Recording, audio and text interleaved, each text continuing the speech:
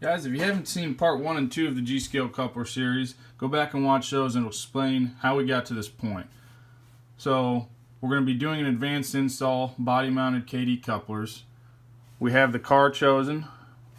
We have our couplers, of course, and we've already done any modifications that are going to affect height. I did a lowering procedure using some USA trucks. I'm not going to go into detail on that, but I chose my wheels, so that affects my height. That's all set up. Now we can check our height, and that'll lead us to where we need to put those. So this is an Aristocraft gondola. It's an older model. I got it off eBay. You know, this was before Kadees were really popular, so it's not really designed to have these mounted, but we're going to figure out ways to make that work. This is the stock truck. You know, of course, it was designed with these truck-mounted couplers, so we're going to eliminate that. Got our wheels. Usually I go with USA Trains wheels. I tried these. These are Kadee wheels. I thought it kind of went along with their series. They seem pretty nice. They're a little bit lighter. The USA Trains wheels are heavier, but they'll work fine. So we've got our Kadee gauge. We went over that in our last video. So what we're going to do is just sit this car on our trucks. No sense in screwing them on yet.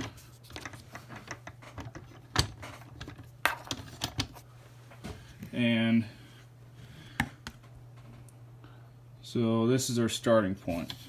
Now this height gauge on the back side, you'll see it has this this edge. What that shows is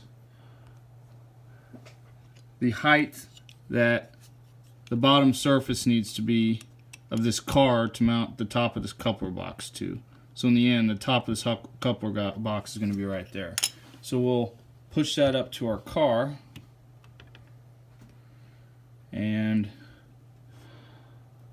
it does look like this was an early attempt to help people mount Kadees. There's these little squared area of rivets. It's not quite where we need to be, but we're going to mark. I'm going to use a little pick here to mark that height right there. And then we'll know our height. Now we just need to find our center so we can cut a opening for this coupler. Alright, so we can start to see the plan here. We've got our little mark. That's our height. Now we need to figure out the width of this box. So I want to get as precise as possible on this kind of stuff. And what I found is that these coupler boxes are exactly an inch. So that makes it nice. So we know we need exactly an inch wide cutout. So now we're going to find the center on this height, mark it out, and start cutting. Alright, so I measured the entire width of this car, and it's about 4 1/4 inches. So half of that's 2 1/8. And a lot of cars you'll get lucky and there'll be something that when they manufactured it is perfectly centered. And I found that this rivet right here is perfectly centered on the car. So I'm using that as a reference, and I'll put a 1/2 inch. I'll line my 1/2 inch up with that, and then I'll mark my inch here and the other edge of the inch here. So I've got my inch cut out, lined up, ready to start cutting.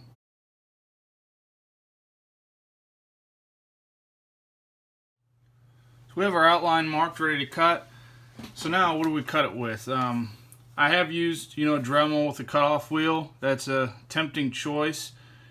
The downside of that is that it's just so powerful and fast. All it takes is, you know, and you've screwed it up and you've got a big gash in the side of your car. So it's very unforgiving. In fact, earlier I was working on this car, doing a different modification with that lowering I was talking about. I had to grind a little piece here, and just a split second I nicked the edge of this car. Luckily, when it's sideways you can't really see it, but you know, it's just a split second, and so that's why I try to avoid those. And this time I'm going to use this X-Acto razor saw and start cutting the sides out for this coupler opening.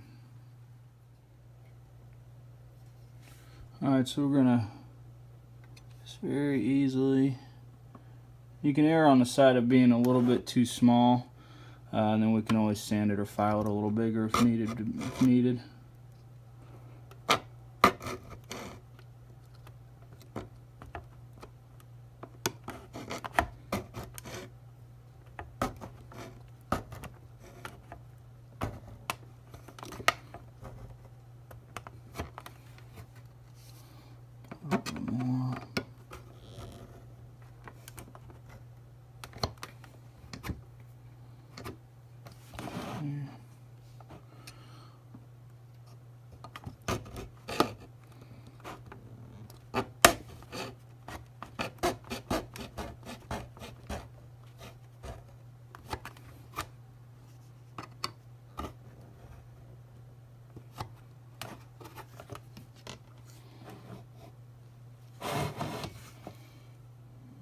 Alright. So our sides are cut. Now we need to get rid of some of this material. You can't just get your saw in there inside it, so we're going to make a bunch of cuts, angular cuts, get as much of that out, and then file down the rest.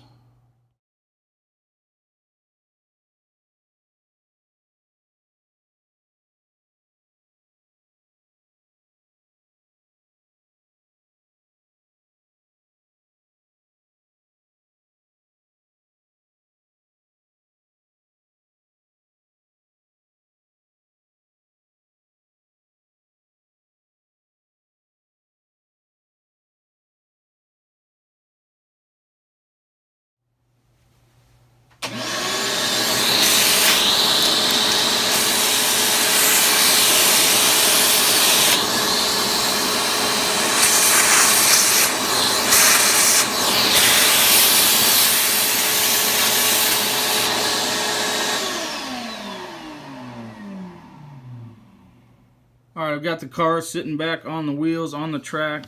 It's a Kadee height gauge. Let's check the height of our cutout, and it's right there. So, oops. It's just a little bit high. But you know, take your time, and you know, if you need a little more, just file off a little more. That's what's nice about using a file. So now we'll mount this coupler up. Another benefit of using that file and taking your time is you get a nice tight fit. I kind of have to it's almost a press fit that coupler box into that car, so it looks like, you know, you don't have any gaps or anything, and it looks like it was built as part of that car like it should in real life. So kind of just mocking everything up. That looks really good. Let's put our wheels on, see how everything's looking there from the bottom. So I've mentioned this in other videos. You can see, you know, you only have a certain range of motion when you do these body mounts. The first place that these wheels contact is right here on these little outer nubs. So we're going to remove those and then get this thing mounted up. So going back to trusty razor saw,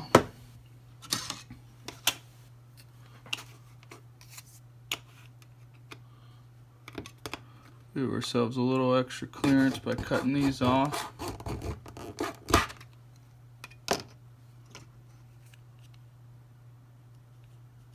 And then we'll just end up mounting this using these two center holes that they give you.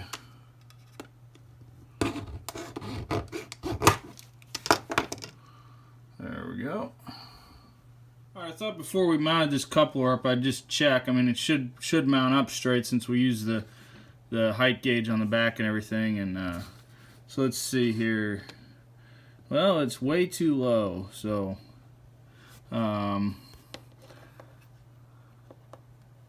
let's look under here and see what's going on. So, okay, it's sitting too low because, very good light in here, because this coupler is sitting in an angle. This box is angled down, because there's a gap here. So we need to gap that up. So sometimes when you're mounting these couplers, you run into weird things like that. This height that we ended up with sits a little higher than the rest of the bottom of this car, so we're going to have to space this up so that coupler will sit evened out. Alright, went through some of my coupler junk drawers and stuff, found some, these were from other Kadee kits, some little black plastic spacers and some even thinner white ones, so I'm just going to start gluing them. You could either glue them to the top of the coupler box or to the bottom of the car. I don't know, I'm going to glue them to the coupler box, but I'll add one layer and then mount it or mock it back up and see how it fits. So I like using super glue on this, just a little tiny drop, and you're set. It's pretty much an instant set. Doesn't have to be perfect.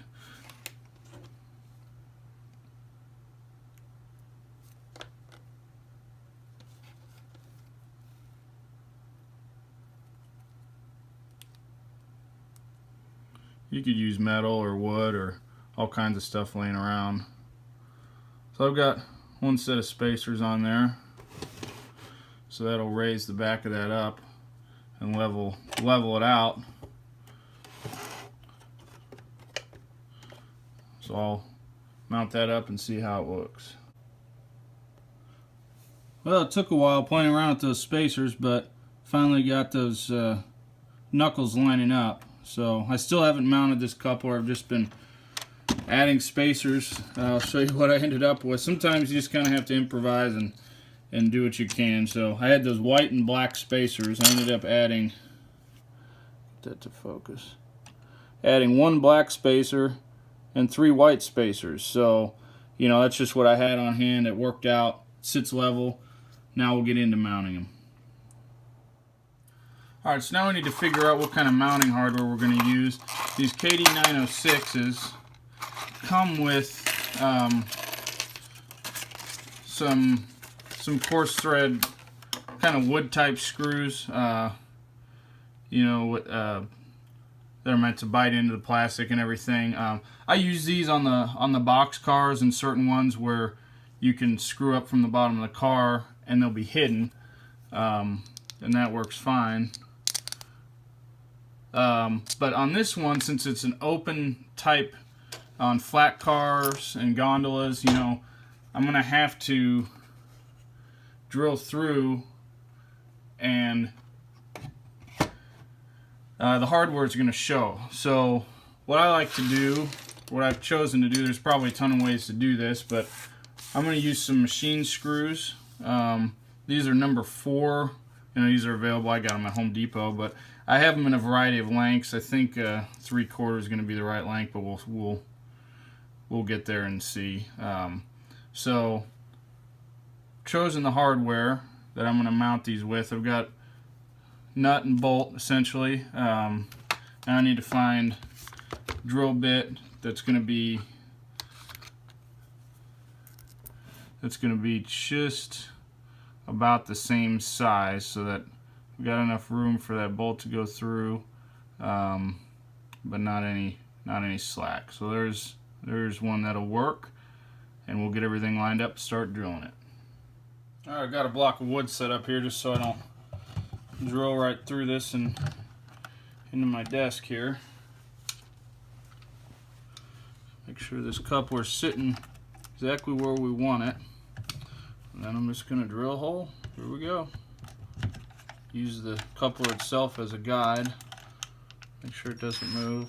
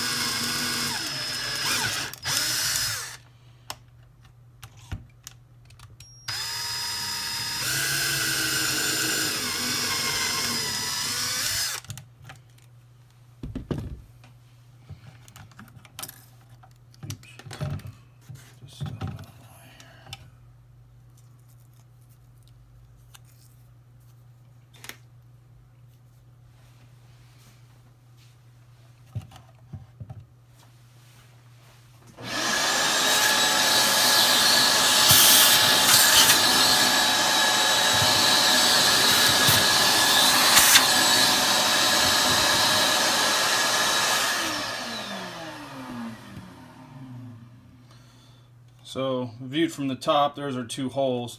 So we're using those little machine screws, so we don't, you know, if we screwed this in from the bottom, we'd have these big screws sticking out of the deck of this gondola. So we're going to go in from the top with those machine screws. So these are those 3/4 inch screws. They're looking like they're working out pretty good here. Got the first one mounted. This one in there.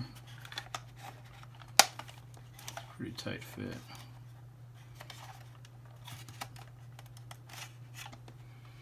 Almost have to. The drill bit was just about the perfect size. Almost have to kind of screw it in to that plastic initially to get through there. Let's see what we got.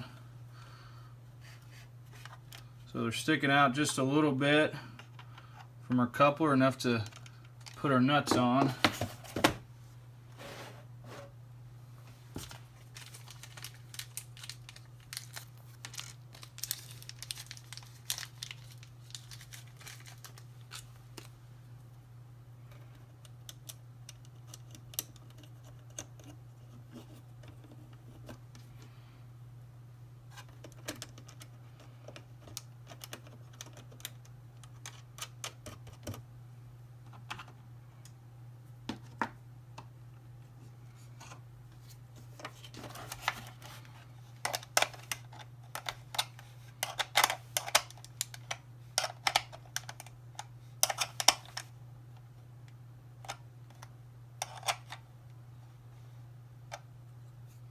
Alright, so we've got that mounted up, spacers, everything, and she's lining right up, so everything's looking good. And that's it. So now everything's functional.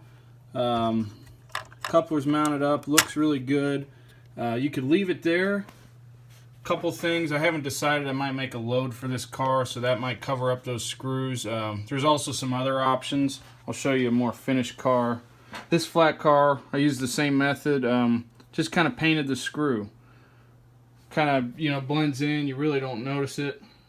Also used some weathering to help that coupler blend in, and that looks pretty good. Here's another car where I kind of want to step further. I really like this. I actually painted the coupler box a similar color to the car. You know, it doesn't have to be perfect, blended in with some weathering, but I used that gray, and that's another good trick you can use. So hope this helped. Had fun with this project, and we'll see you again soon. Thanks.